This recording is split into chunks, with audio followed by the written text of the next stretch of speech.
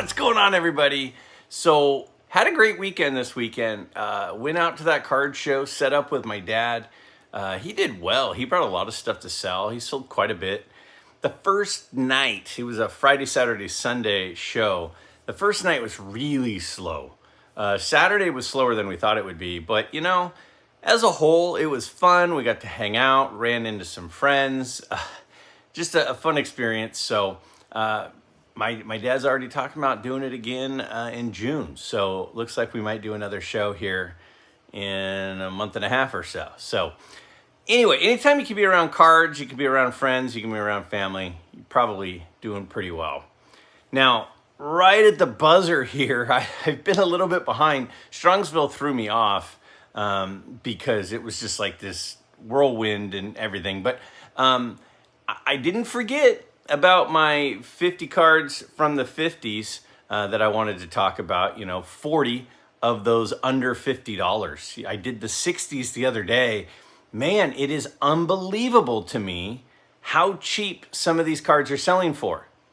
And I have a lot of thoughts on that. And I've been thinking about doing a whole video just about these prices and what things are doing, and given the state of the economy, why that's especially interesting. And I probably will eventually do that. But today the focus is 40 cards from the 1950s for under $50. And it really feels to me like there are these players, these really, really good players, these Hall of Fame players in most cases, that continue to kind of be overlooked. And so much of the focus is really on about 5 or 6 players from each decade. It's Mantle, it's Aaron, it's Clemente, it's Mays, And if you go to the 60s, there's some of those names, plus you add in a couple. You go to the 40s, you take those guys out, but it's the same sort of 5 or so guys per decade that people tend to collect. And if you're not one of those 5 guys, it seems like the stuff is super, super cheap. And that's one of the things that I noticed a lot today. And a lot of these bridge players, a lot of these players who started their career in the Negro Leagues and then went into the major leagues, who don't really even have the stats that allow us to really compare because of the competition differences, because of the stats being broken up, because of the lack of championships and all-stars and all those things, because of the fact that, there were these 2 leagues, that a lot of those players just get overlooked. And the prices of their cards are insanely cheap. There are a couple in particular, this episode, where I just saw the name come up over and over and over again. I'm like, why is that guy so cheap? And it's not just bridge players. It's also some of the all-time great players who just, for whatever reason, don't get the love that I think that maybe they should get. So, I think that it's worth thinking about, it's worth talking about, it's worth looking at these particular players and why do they continue to be such a great value. And as time moves forward, will they become more and more forgotten and more overlooked? Or will something happen that finally makes people say, man, those guys were really good, I'm going to start buying up their cards? Is there long-term growth in these areas, or will it always be a depressed market for some of these all-time great players? Let's take a look again. 40 cards from the 1950s for under $50.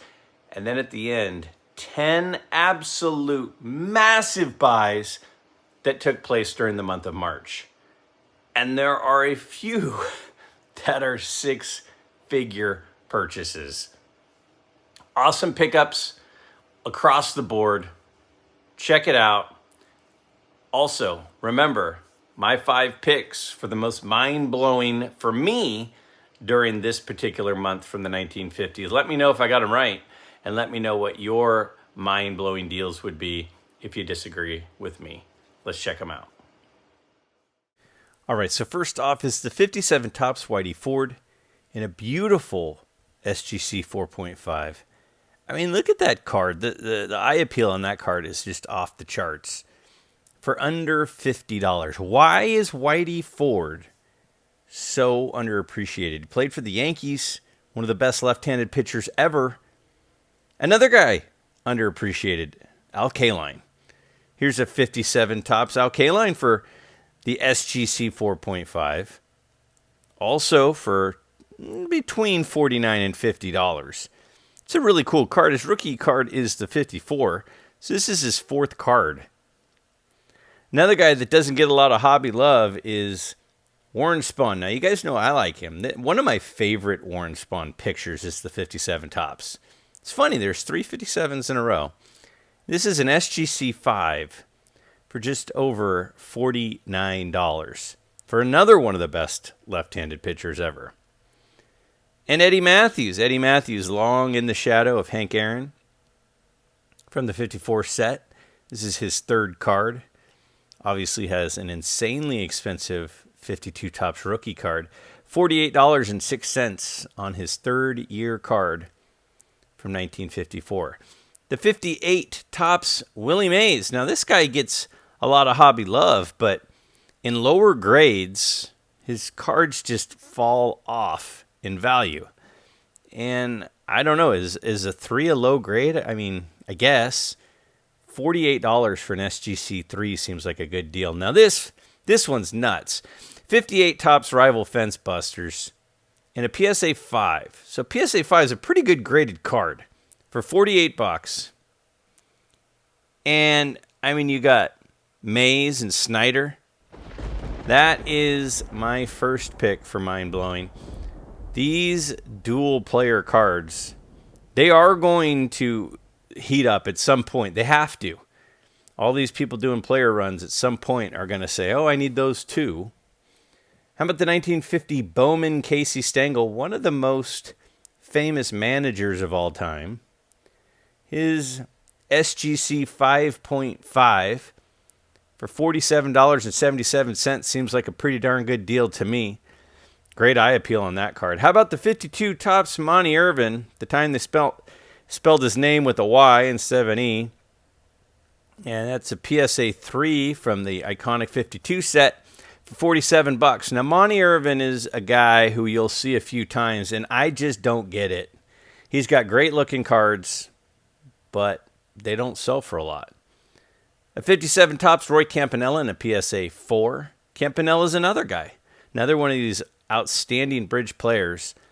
And his 57 Topps in the 4 went for $46 recently in the month of March on an eBay auction. 52 Bowman Phil Rizzuto in the SGC 4. Look at the eye appeal on that card. Really well centered, really deep color on it. And it sold for $45 for Phil Rizzuto. Long-time Yankee character, that's for sure. And cards don't sell for a ton. The 56 Topps Monty Irvin. Again, we'll see him a few times. I love the 56 Topps Monty Irvin card. This one's in an SGC 5 for $45. That's a beautiful card for $45. I don't understand the lack of love. It's a gorgeous card. Now, this one's ungraded. Now, I usually pick graded cards. But this is the 55 Topps Harmon Killebrew rookie card. This is Harmon Killebrew's rookie card. Is it soft? Of course it is. Does it have issues? Of course it does. But it's intact, and it's Harmon Killebrew's rookie card. One of the all-time sluggers. How about a 1955 Bowman of Al Kaline in the SGC 4 for $44.88? It's hard to find these in high grades, and a 4 is a pretty darn good grade. That's a nice-looking copy of that card for just under $45. The 57 Topps Duke Snyder in the SGC 5. It's a little OC side to side. I like that pose of Duke Snyder. And it was $44.23. You know, Yankees and Dodgers, back in the day, Beckett used to have a little thing next to the prices that said, you know, this is a Yankee or this is a Dodger because of the premium those cards sell for. How about a 1950 Bowman early win? A PSA 4.5. So we got a Hall of Fame pitcher for $43 and a 4.5 of a card that is 74 years old. Another Warren Spahn. Again, he doesn't get a lot of love for whatever reason. I like the 56 Topps Warren Spahn a lot, and this one's an SGC3. Pretty good eye appeal. Side-to-side centering is good. Top to bottom's off a little. But for $42.89, that seems like a pretty darn good deal for the Warren Spahn. How about a 55 Bowman Mini Minoso in an SGC 5.5? Now, a 5.5 grade in this set is hard to find. I mean, it's not hard to find, but it's not like they fall from trees. It's $42 for this Minoso card, which I was really surprised. So much so that it's my second pick. A 5.5 from the 55 Bowman set is a really, really nice card of a Hall of Famer. Another Whitey Ford, guy who continues to be overlooked. That one, I really don't understand the Whitey Ford being overlooked thing. It doesn't make any sense to me.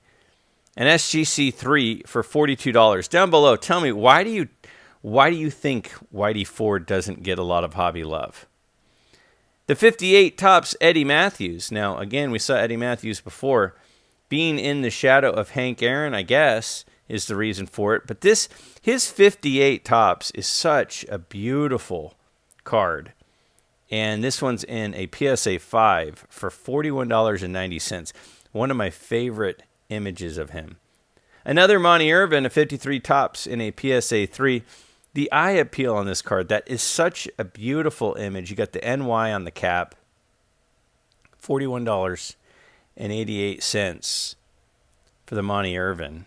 You could put a Monty Irvin run together for pretty darn cheap. How about a 52 Wheaties autogram? Now, these are hard to find with numeric grades because most of them, they're hand cut, and most of them, when cut off the box, cut inside the lines, or a lot of the line is missing, so they don't get numeric grades. This one got a 6. There aren't a lot of 6 graded Wheaties cards out there. How about a 56 Topps Bob Feller in an SGC 3? Pitchers seem to not get the love, for sure. At least pitchers from the 1950s. Now, this one you've got for $41 for a really cool Bob Feller card. Now, another pitcher, another Whitey Ford, this time a 58 Topps Whitey Ford in an SGC 4.5. To me, that's a gorgeous card. Might be my favorite image on any of his cards. It was $39.75 for the 1958 Whitey Ford card.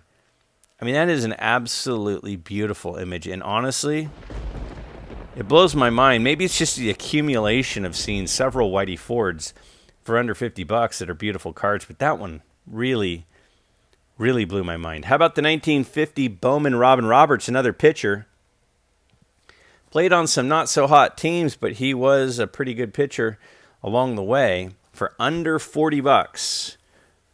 Pretty well-centered card. How about the 55 Redman Ted Kluszewski? Now, the Kluszewski got an SGC 6. It's hard to find these in high grades. A lot of them, the tab is gone. So it has the tab, and it's in a 6 holder. These came in soft packages, so even just putting them on the shelf usually damaged them. And $38.76 for that. How about a 59 Topps Willie Mays All-Star in an SGC 3? I don't know. It doesn't seem like Willie Mays cards from the 1950s with 3 grades should be selling for under $40. And that is the reason it got the pick from me as one of my mind-blowing choices. I just don't get Willie Mays cards selling that cheap. They were not selling for this amount a couple of years ago. How about the 54 Mini Minoso in the SGC 4.5? I really like the 54 Bowman set. This is a cool Minoso card for $37.01. Really a big fan of this card. I like that image. I love the stadium in the background. Again, Campanella shows up. Another one of those guys like I was mentioning earlier. These outstanding bridge players, and this is a 54 Bowman Roy Campanella. It's a PSA 2, but the eye appeal is off the charts. It obviously has a wrinkle or a crease or something, but it doesn't take away from the eye appeal in my eyes. That's a gorgeous card for $37. Now this one, this Hoyt Wilhelm, the 56 Topps Hoyt Wilhelm, I chose it for a couple of reasons. Number one, he is a Hall of Famer, and this is a 6.5, and it was $36. That's a really, really sharp card. How about a Bill Mazeroski rookie card in an SGC 3? Now, side-to-side centering's a little off. The corners are a little soft. That's why it's a 3. But it's this rookie card, $35. I mean, getting a card graded is going to be $15 plus shipping. So $35 for the card graded is nuts to me. One of the best-looking Larry Doby cards is the 54 Bowman. I love the stadium in the background. I love how well-centered this card is. The eye appeal on this card is off the charts. Again, it's a 2.5, but it looks so much better than that. And it was only $35, and that's why it's my last pick for my most mind-blowing choice of cards. I absolutely would have bought that card for $35 had I seen it. How about the 58 Topps Slugger Supreme? Any card that has Ted Williams on it from the 1950s, put out by Topps for under $35. And this is a PSA 3. It's a pretty nice looking card. I mean, it's a really cool image. How about a 55 Golden Stamps Pee Wee Reese? Now, these golden stamps are hard to find in good grade. And this one got a PSA 5. It's a really nice looking example of the Golden Stamps card with Pee Wee Reese on it. Love that image as well. How about a 57 Topps Frank Gifford in an SGC 5.5? It's a really well-centered card. The color just absolutely pops on it. And it sold for $32. Frank Gifford, not just a longtime broadcaster, but was an outstanding football player as well. Hall of Famer. A 58 Topps Duke Snider. Duke Snider doesn't get a lot of love. Again, that's just the theme of this particular episode, is the most underappreciated guys.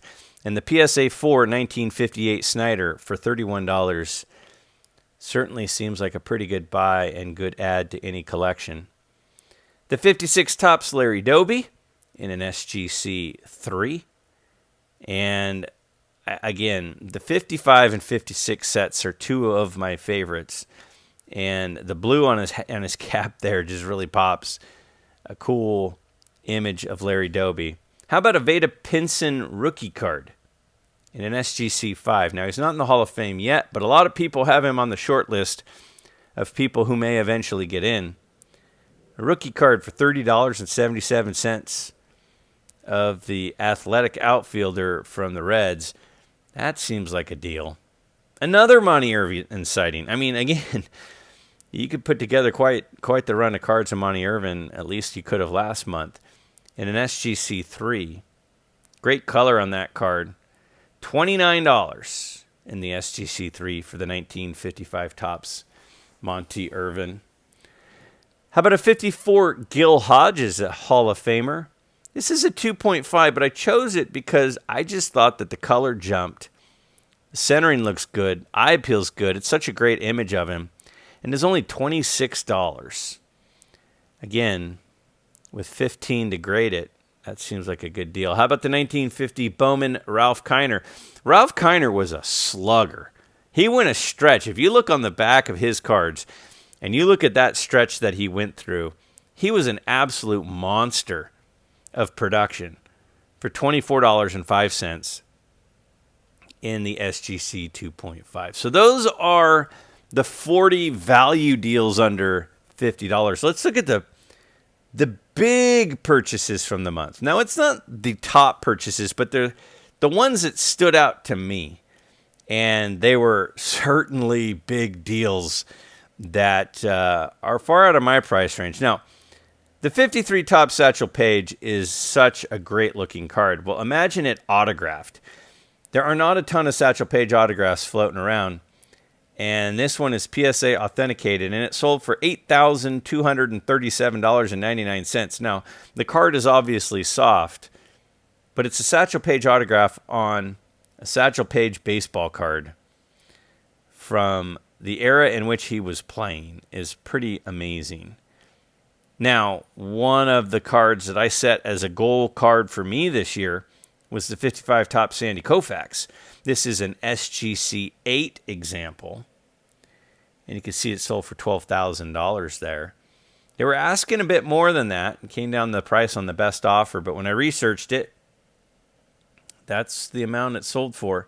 And that is a beautifully sharp example with amazing color. Somebody was lucky to pick that one up. How about the 56 tops Mickey Mantle, one of his best looking cards for sure. This one's a PSA 8. Look at the centering. Look at the image. Clarity and color. It was $12,800. You know, as the previous mantles continue to climb in value, each year continues to kind of follow suit. And this card's starting to get up there in price.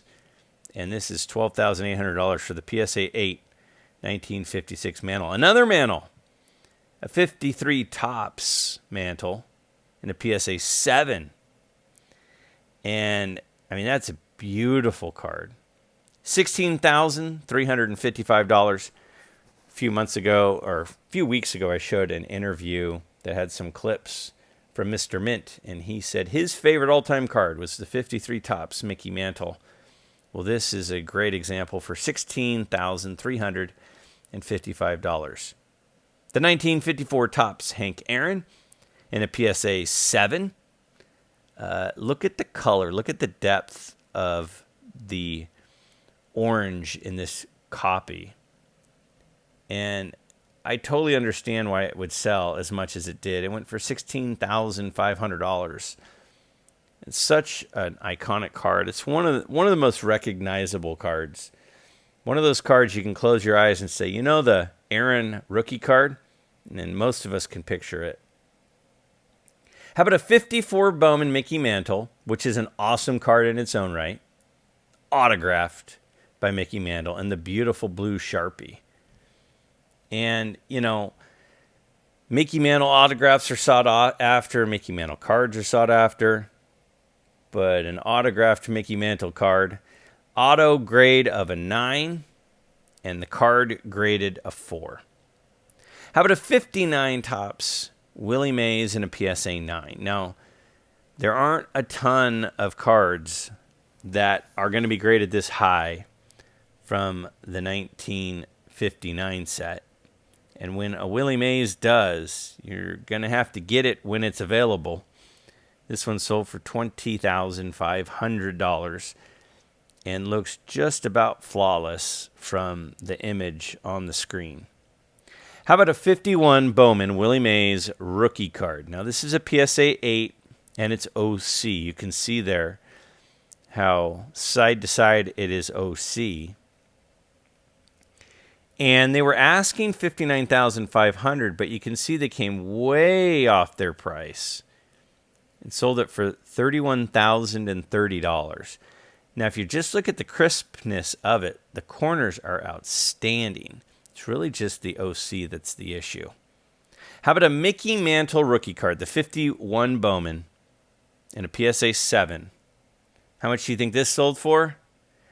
How about $100,000? Now, I hope to own a Mickey Mantle rookie card someday. I'm pretty sure, though, mine won't be a 7. And you can see why that one is. Centering's great. Image quality and corners are great. That is a absolutely gorgeous card. And how about a 52 tops Mickey Mantle and a PSA 4, and it's well centered, which we all know how hard it is to find 52 tops cards that are well centered.